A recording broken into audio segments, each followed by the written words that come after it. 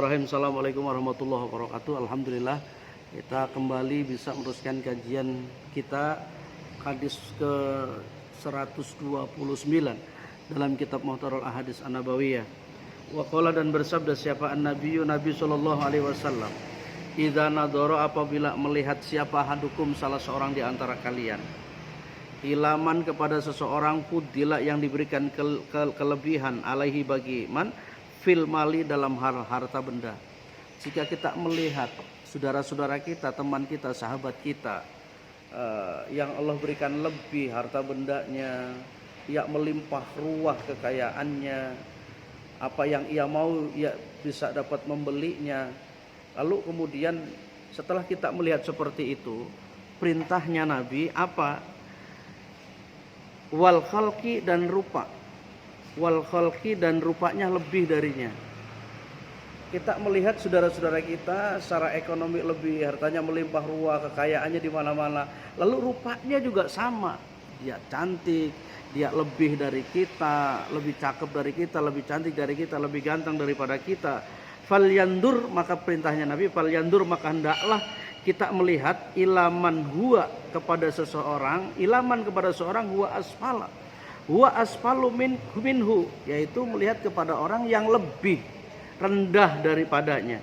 Jadi ketika kita melihat seseorang itu hartanya melimpah ruah, lalu kemudian mukanya lebih cantik daripada kita, maka yang diperintahkan oleh Rasulullah kepada kita adalah hendaklah kita melihat yang lebih rendah daripada kita.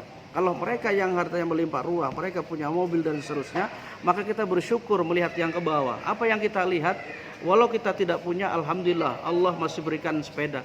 Tidak punya sepeda pun kita mungkin masih bisa bersyukur, alhamdulillah kita bisa masih diberikan kesehatan, sehingga kemudian kita bisa masih berjalan melihat yang lebih bawah. Ya Allah, walau saya tidak memiliki apa-apa dalam segi harta benda, tapi Engkau berikan kesehatan, hamba ini masih bisa berjalan kaki. Betapa banyak ya Rabb hamba-hambamu yang tidak memiliki apa-apa, di sana masih banyak jutaan manusia yang tidak bisa jalan kaki. Maka ketika yang dilihat itu yang lebih bawah dari kita, maka kita akan semakin bersyukur, semakin dekat kepada Allah, tidak malah kemudian semakin kufur kepada Allah.